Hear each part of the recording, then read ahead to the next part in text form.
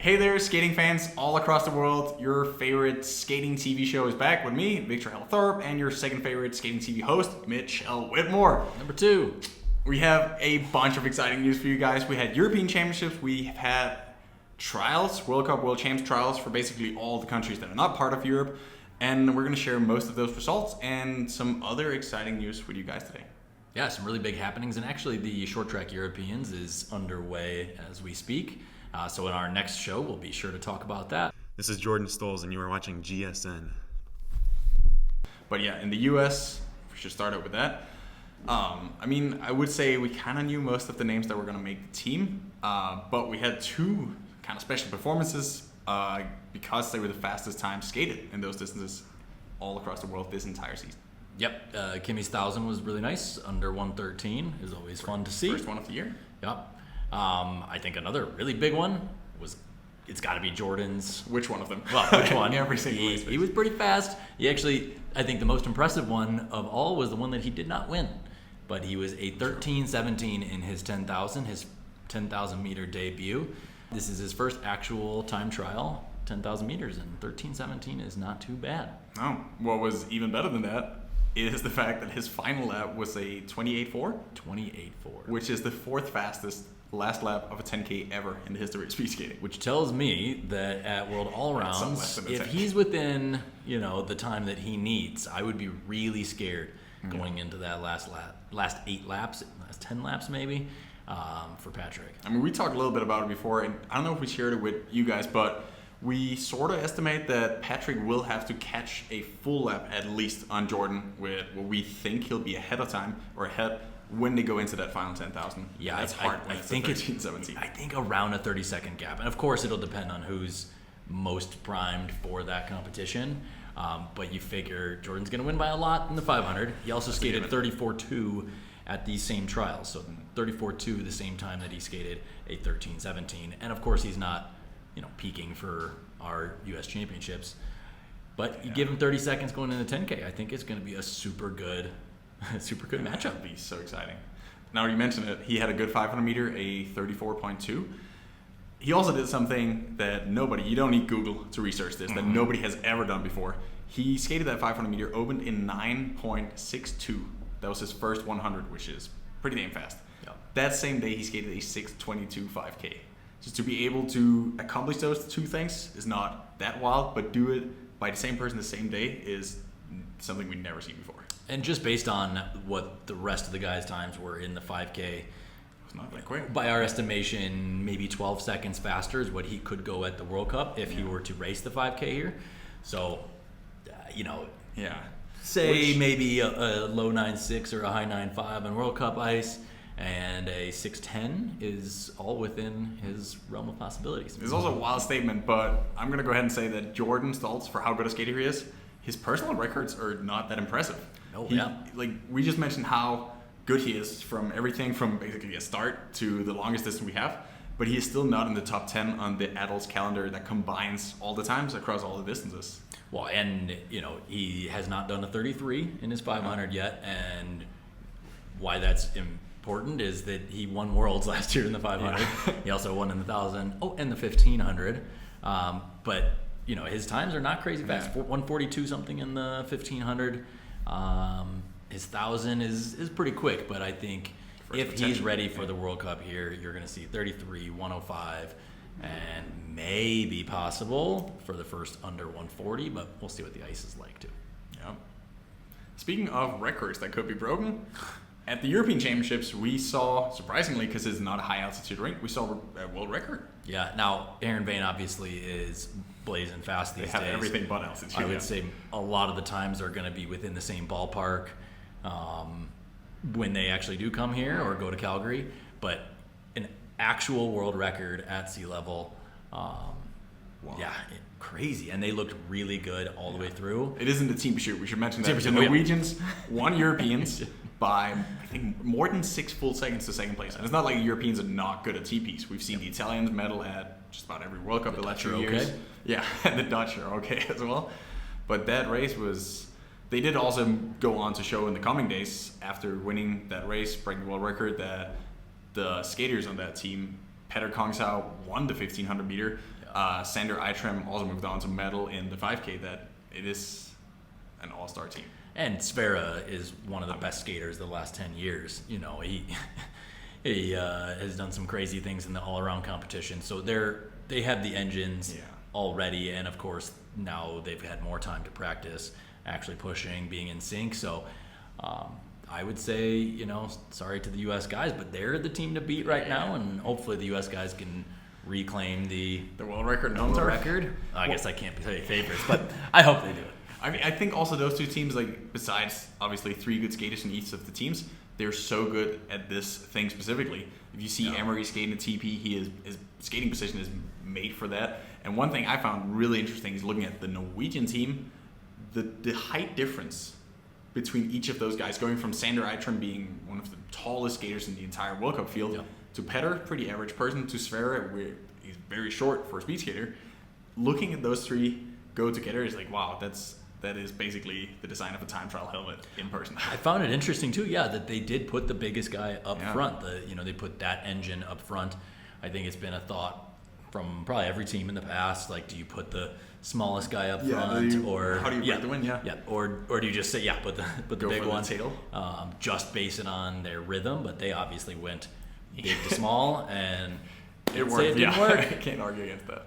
But they look great, and also I love to see the shock on their coach's face, and their own. That they were psyched that they won. They did not expect that. they didn't think that it was world record pace. Crazy. So that's going to be a good battle over the next little bit. And also worth mentioning that at 4 continents, the U.S. team is going to get a chance to break it prior to them coming. So they could possibly reclaim the world record, and then have a nice little battle again in the Salt Lake World Cup. Hopefully they'll be paired together, final pair. This is a big year for the team pursuits. You know, we covered that in the last episode too, about the French and the Belgians and a bunch of new women's teams as well. So I also think one thing that's exciting is the ISU had just changed the regulations for what equipment you're allowed to wear, and starting from next season, you can have helmets that give you an aerodynamic advantage. Yep. So whoever sets this world record, it might take a while before it gets broken. That's a very good point. So we're going to start getting creative, I'm sure. But take away the aero helmets, maybe that's a big difference maker. Another exciting person that we saw on the podium is probably the youngest person to ever be on a podium at any championships, Lola Brigida's son. He made it. Francesca Lola Brigida, we mentioned her a bunch of times. Yep. She gave birth to a kid less than a year ago. Yep. And she medaled at the Europeans. I love it. You know, we already did a skater highlight on her in one of our previous GSN episodes. But again, she's not just back. She's showing that she can do it in a bunch of different distances. 4th in the 1500. She was 3rd in the mass start. Like, she's already back on the same form, and I just love seeing her mom running around with a baby every day. Like, she's just another athlete. And then makes it on the podium, of course. So if you haven't made it on the podium yet at a world championship, the baby beat you. Yeah. Hard. Some more stuff from Europeans, actually. I feel like we wanted to mention Caitlin McGregor, because 3 national records from Europeans. Finish for the Swiss in the team pursuit. First, for the women's at least, first international podium finish at the championships. Yeah, very cool. You know, congrats to Caitlin and that crew. But 3 national records in one weekend is a pretty fun one, and good timing right before coming to the Altitude World Cup for anybody that is skating well at the moment. Yeah, always fun to go a little faster. You got good shape, use it. We got to talk about Keld as well. He gives the little salute after winning one of his races there. I just thought that was very funny. But, he's doing well. Not just Keld, that entire team. The Regenboard team, we saw that at the Dutch trials. Obviously, we saw it at Europeans as well. But for Dutch skaters, it's no secret that their trials sometimes are even more important than the World Cups, because it's just so hard to make the team. And we've seen this battle between the Jumbo team and the Regenboard team over the last, 4 or 5 years. Yeah. And this year, we definitely saw a winner in that competition. And a lot of mix-ups, too. You know, I felt like the last quads, it's been a lot of changing of the different teams. And Jaak Ori is a super legendary coach over in the Netherlands, worldwide, really. But, it seems like we have a winner at the moment. Regenborg is way, way better. In the 1,000 meter, they did not just sweep the podium. They took every spot in the top 5, Yeah. leaving Thomas Kroll for 6th place, not even making the World Cup team. Yeah, and think about the skaters that are still on Jumbo. You have... They're not bad. Yeah, you've got Kai, Dai Thomas, Dai, and Marine are all on Jumbo, and they got crushed. Timon Snell, Jorg all season. Bergsma, yeah. Bo Snelling, the reigning World Cup champion. You know, we talked about the Thomas specifically earlier in the year and said, you know, he does start off the season a little bit slower. But, you know, we heard from him. We didn't hear from him at all throughout the World Cup season, and now he's done, essentially, racing for the year. So it's super unfortunate. The crazy thing, like we say, like he's done, but he skated a 1:45.0. It is just like Regabor is just so good. Yeah, it's not like he's stepped bad, up their game. Yeah, but they are obviously having a down year at the same time that Regabor is having a great year. But man, when something's working, it's wild to see. Yenning de Bo is skating awfully fast. We'll see what happens when he's not just against the Europeans. The men's 500. Worth saying as well, the first 6 are all going to be racing at 4 continents. Yep. Top 6 ranked. So, you know, him winning Europeans in the 500 is maybe not as impactful. Yeah, that's true. But we'll see here. You know, he's got the next few weeks. Yeah, I don't think we ever talked about Yenning de Bo. Nope. For good reason. I don't think we ever heard of him up until this season. He was his first year senior. Impressive in itself. He came from short track where he won the Junior World Championships. Yep. And then signed a deal with Regabor. Great choice. And then he's just been improving so rapidly. Just made the team. Like I think he was pretty stoked about that already. Yeah, the first trials, it was like a massive celebration just for him to make it. And now he's a medal contender, especially in the 1,000. I think that's going to be a really fun one to watch in this next little bit. I don't know if there's statistics on this, but I think he might be the only person to go 34.5 or faster in 4 500 meters within 2 weeks. That's a good stat. Sea level. We'd have to look at that. He also has 18-inch blades. For those of you that are not familiar with blade length, that's super long. Yeah. I don't think... Now he's tall. He's Dutch, so and from short track, it's totally possible. And from short track, it makes more sense. They are accustomed to longer blades to begin with, but to try out some 18-inch blades on long track, wild. Also, it seems like this last year or so, a lot of skaters have been shifting down to a shorter size. So now I can make my argument that longer blades aren't the worst thing. You have a good argument there. Thank you. Yeah. You're helping me out. Another crazy performer from the Europeans is Marijke Groenewoud. We were going to talk about her as somebody that had a crazy 1,000 meter out of that time trial the weekend before the Dutch trials. 113. She did a 113 massive PB. Yeah. Kind of came out of nowhere. Second, used to be a marathon skater. The second lap was a 27.8. Fast we as ever. Talk about that in our last show. And then she goes to trials. Do you know what she went there? 15. A 116. A 116. She didn't slip. I watched it. So she goes 113 next weekend when it's supposed to matter. Goes 116, but then comes back around 2 weeks later and crushes it at Europeans again. 3 gold medals in 3 all days. over the place. But yeah, really nice performances at Europeans. 3 golds. So yeah, she's on fire. Yeah. Those 1500s and I think the 3K. She's going to be maybe the one to beat. See how she handles the altitude. One thing that I really hope won't happen again, even though we've seen it on the last handful of occasions, is that the Saarlander team. Actually, most of the Dutch teams come over to the high altitude rinks in Calgary and Salt Lake City very, very late. Like some of them literally arrive the day before, which I understand. Like obviously, the biggest event is the World Championships for them, the national championships at times. But fastest ice in the world, like the chance of setting world records. Yeah, and you gotta use it. I think that's Yillard's doing. I don't think he's a huge fan of. I know he's not a big fan of the U.S. in general, and I think he wants to avoid it. He hates Salt Lake City, I think, because it's 1 at altitude, 2 because the rink is hot, and so it's very different than the normal training environment that they're used to. But to me, I would think that he would want to get his skaters over here even earlier to make a point of adjusting and setting some world records. I really liked how Johan and our coaches panel talked about Salt Lake has to be, if it's on the calendar, one of the important World Cups because of the opportunity to win or to set world records. And obviously they've done exceptionally well. Miha's the only person to go under 150 for the women in a 1500, and she's done it 2 times. and she was 1/10 off of the 1,000-meter world record at one point. So I really like that he has clearly made it a focus to, hit that as a marker. So, and Gillert's skaters are obviously capable. So yeah, I mean, looking back at the 5,000 meter, Irene Schouten skated in the B group in Stavanger. If that had been a high altitude, gotta think it's a world record. Yes. Yeah. And I mean, even last Olympic season, she skated so incredibly fast here that I think could have been as well if she had come here a little earlier, just a little more acclimated. Now we're going to talk about a country that we rarely mention, at least when it comes to speed skating, India. Yeah. So on our team, I coach an Indian skater, Shruti Kotwal. Shruti Booty. And she actually just informed me that there is going to be an Indian National Championships. And there are over 40 skaters already signed up. Obviously, they got to be from the inline community. And inlines is getting really big over in India. It is huge, yeah. But a National Championship of India. And it's really cool to see because earlier we talked about the French having their own national championship with a bunch of skaters. Portugal. So really cool to see that a lot of other countries are getting involved. Yeah. Now, I also heard that it is in the Himalayas. And I think this is going to be about the highest speed skating rink ever, especially for a national championship. It's set to be at 12,000 feet.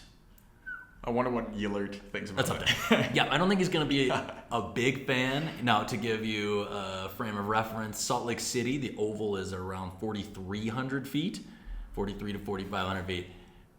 Triple that.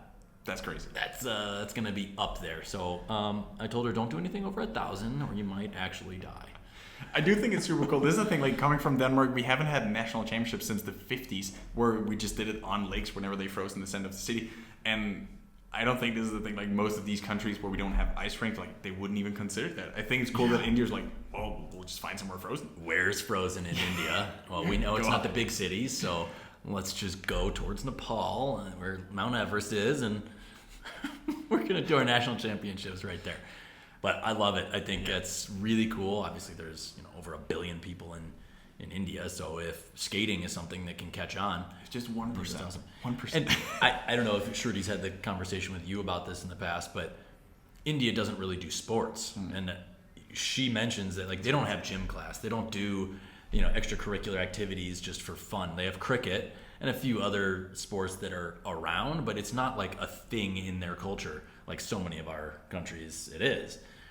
So maybe skating, inlining for sure. If it starts to catch on and become the thing there, Becoming a little organized. We'll see college long track. Could be incredible. So yeah, that's an untapped potential right there. Another country we don't talk a lot about is Ukraine. At least not in this context. They have a skater that raced the European Youth Country Match. Probably don't know what that is. It's sort of unofficial European Championships for juniors, the younger ones, the Junior B and the Junior C, so age 14 up until age 17, 18. Yeah.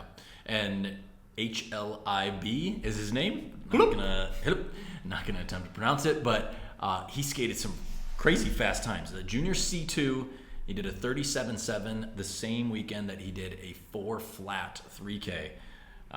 If you're unaware, we're impressed, and that's a really cool thing to see from a Ukrainian skater, which obviously they do not have any sort of national team or structure. So, yeah, really, really nice to see. To put it in perspective, we would have had a 15-year-old Jordan Stalls, but like, there's no way I can follow that.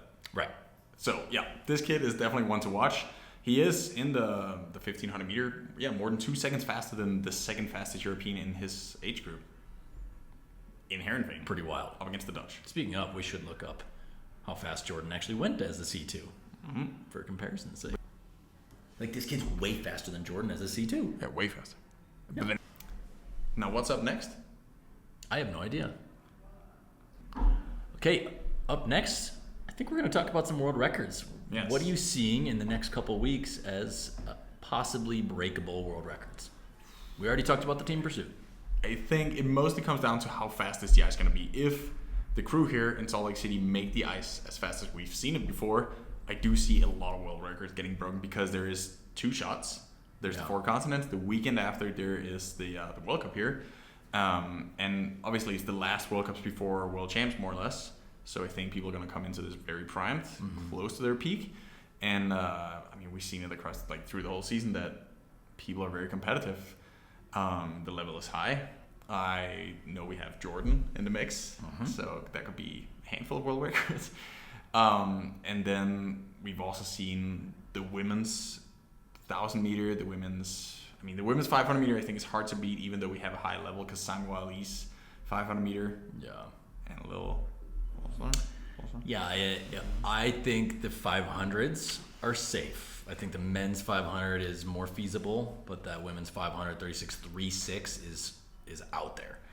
Right now, I haven't seen anybody that's quite close enough. If you adjust for altitude and everything, they're still top level. I think we could see some mid 36s still, but 36.3 I think is a little out of touch.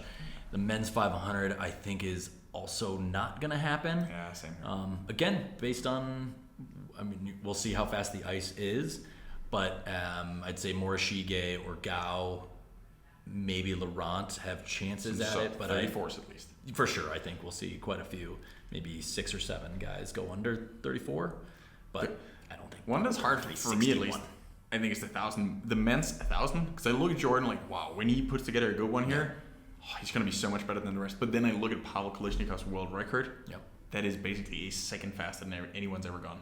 Yeah, well, almost. Yeah. Yeah, I would say under 106 for Jordan is doable, and I think he should. As long as he's actually focused on the world record in Salt Lake. Depends on what kind of training he's looking at for Worlds. But I would say 106, under 106 is doable. 106 or 105.69 though, I don't know if that's doable for him. Guess we'll see. On the women's side, in the 1,000, I think just if you do the same thing, look at the world record, it is way more even in the field. Like Brittany's world record in the 1,000 meter is just slightly faster than Nao's best time, than Yuta's best time, Miho's best time. We have a bunch of people that's gone 1:11 close to the world record. I do think that the women's 1,000 will be beat at the World Cup, and I think the 1,500 is going to be close. I think Miho. I think it will only be Miho, but I think it'll be close. She's skating really well in the 1,500, so I think she could definitely do it. And then I think the women's longer races are also up for grabs. I think 3K and 5K.